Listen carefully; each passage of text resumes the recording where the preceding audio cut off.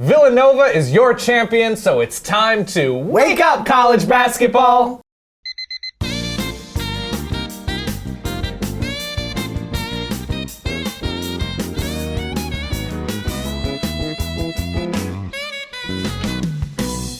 Welcome to Wake Up College Basketball, presented by 4 Points Hotels. Travel reinvented. Book now, Ryan. I know you're ready. 4points.com. Oh! Yeah, that's as Wouldn't easy as it gets. Yeah. 4 points, 4 seconds. Yeah. You see where I'm going with this? Not really, no. That was insane. Yeah. That was crazy. I was talking about this before we started shooting, that in other sports, when you have back-to-back craziness, there's usually a break in between. Like if you throw a Hail Mary and there's 30 seconds left, and then you run back the kickoff, there's time in between. There's a dramatic pause. Yeah, that where allows everybody you to, sort digest. of like resets and you can come to terms with the reality of the situation.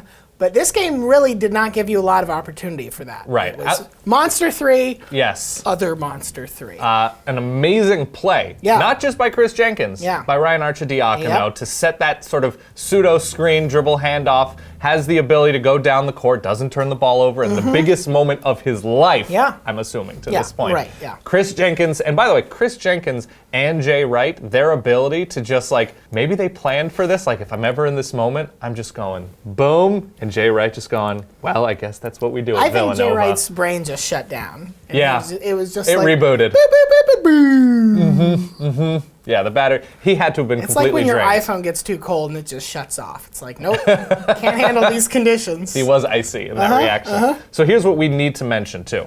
The entire game was incredibly high level. It hasn't always been in this tournament, big games, and it hasn't always been in this championship game in previous years, especially in Houston. What stood out to you in terms of what made this game as a whole so entertaining? I mean, I think it's the story of Villanova all tournament long. If you look at their numbers for the Final Four, for the tourney as a whole, they just played at such a level above their regular season. I mean, you're talking, they shot 46% during the season, 58% for the tournament, 64.9% from the field in the Final Four, which is a new record for all Final Fours ever. And it's not like they had a Bryce Johnson or had some sort of dominating Sean May on a previous North Carolina team taking high percentage shots. This is a team dominated by wing play with Chris Jenkins and Josh Hart, and Booth comes up huge last night. Shooting nearly 60% from three-point land for their last 2 games. That's insane. If you're going to assume that a team is going to get hot to win, it's difficult to take them against a team that rebounds as well as North Carolina does, that does take those, and is making threes, which is something they don't usually do. So the fact that Villanova's hot hand, and we saw what happened with Oklahoma and their hot hand chilling off a little bit, it's amazing that Villanova was able to ride that against such a great North Carolina team. And the flip side of that is that UNC played so well because they never really seemed too panicked. They had offensive possessions where they sort of maybe didn't work the ball as well as they should have. But overall, there was no point where you said, okay, they've totally lost the plot. They understood what they had to do on both ends of the court. They hung in there. They made a lot of big shots on their own. I mean, you know, obviously there's Marcus Page's 3, but unbelievable. That putback where it looks like UNC is going to miss a low post shot that they need to stay in the game, and then the ball just out of nowhere just reappears. It's like a video game glitch. It was great. It was unbelievable, and all in all, I think a much better tournament than I think we expected, just in terms, because it seemed like everything was going to go chalk. But the first round was madness. See the term. Good. The first round was crazy with many more upsets than we had anticipated. The endings of games, I mean, poor Northern Iowa. So all of this, of course, pressed Virginia was pressed for time, and they had to go. And all of this obviously culminates with the official One Shining Moment. But I like One Shining Moment. I'm fine with it. It's sort of a weird tradition. It's great. I embrace it. Some people don't feel as strongly about it, but there is a large musical catalog that has been produced internationally. We don't have the rights to any of it. No. Will we sing? That's not going to stop us. Perhaps. So if you were in charge, if you were a producer, and you could both assign music to certain facets, certain aspects of the tournament, or even just as a whole to replace One Shining Moment, to represent this year's specific tournament. So, I think where are you going? I think you have to start with Syracuse. Okay. Syracuse We trashed right after the selection show. We said they had no business being there. We trashed at every round of the tournament, sort of saying, well, they're advancing against weak competition. Well, they have this boring zone, blah, blah, blah. They went to the Final Four in a year that they had no business doing so. Right. So for Syracuse, I'm going to give them Chicago's hard to say I'm sorry. Because I am sorry, Syracuse, but it is hard to say. It is difficult. It's hard to say, but we're all sorry. You were right in these very limited circumstances. So to me, the story, just because in terms of the biggest star in this tournament, to me it was Buddy Hield. Just what he was able to do until at least the very end.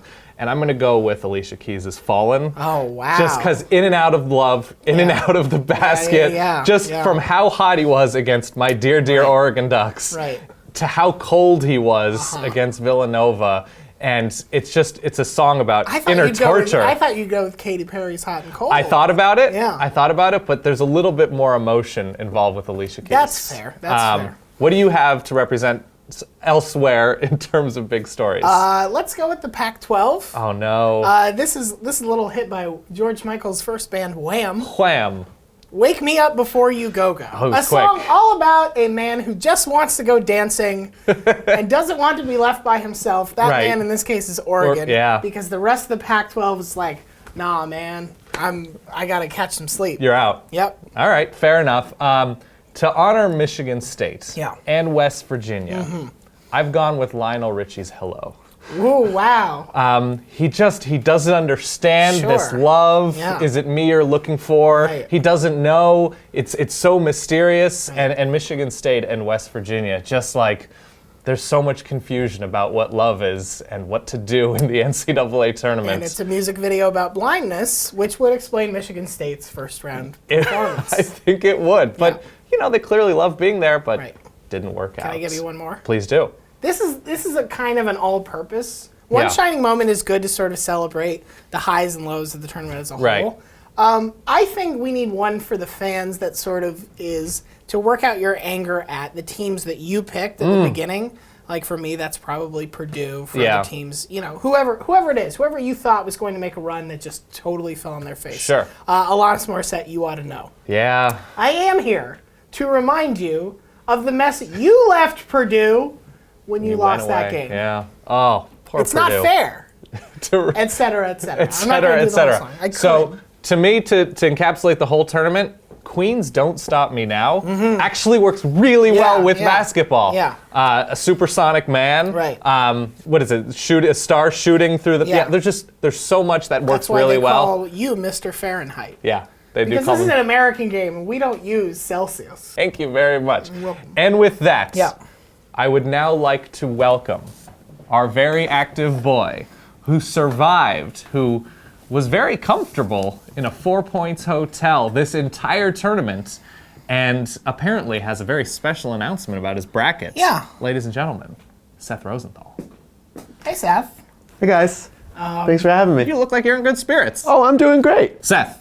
Gotta ask, you probably watched more of this tournament than everybody in America. You did all sorts of research. You created this awesome cave for yourself, this tournament cave. How you feeling?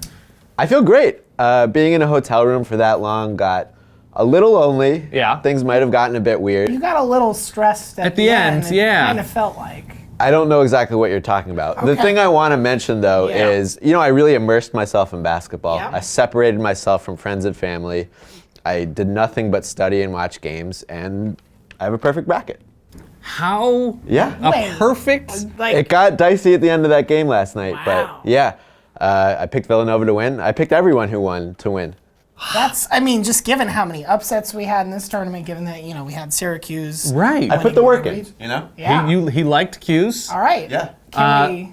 Did you make money? Of course. Like in your bracket pool? Yeah. Oh, I made $9,000. Whoa. Yeah. Whoa. So I am quitting SB Nation. I just bought a bungalow in Southern California, right by the beach. For $9,000? Yeah, as well as a submersible, like a submarine. Sure. Oh, smart. Why? Yeah. Never mind. Is that your bracket right there? Sure. Yeah. Just give it back when you're done. Okay. What do we have? All right. No, there are shapes. No, Dan. It feels really Dan, good. It's honestly. a perfect bracket. Okay. Dan, it's a perfect bracket, It is and we're not going to tell Seth otherwise because we're happy he's here. Seth, I'm happy to be here too. This is the last time you guys are ever going to see me, unless you want to come visit and take a submersible ride. Submersible ride. Good job, Seth. Good job, Seth. Good job. We're very proud of you. Thank you. You're not getting any money if that's what this is. No, You know what? We know. It's just pride for us. Your presence is all we really need. Before we go, Dan, Michael Jordan was at last night's game. He was. That meant that North Carolina alum. the internet was drowning in crying Jordan, especially with the way UNC lost this game. Yeah. Brutal. And I feel bad. I assume Michael watches this show, because why wouldn't he? Obviously. You know, basketball connoisseur. Michael, if you're out there, I'm sorry that we all keep using your crying face for our memes. It's not fair. There should be some turnabout. So just for you, we're all going to do a little crying on camera. You can get your screen grab. You can make this happen. I believe in you. I believe in you.